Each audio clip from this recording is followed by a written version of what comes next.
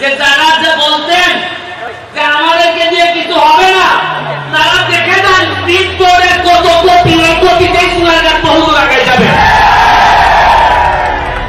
আমরা এই স্পিক করতে 1 মাসের জন্য আনা হয়েছে।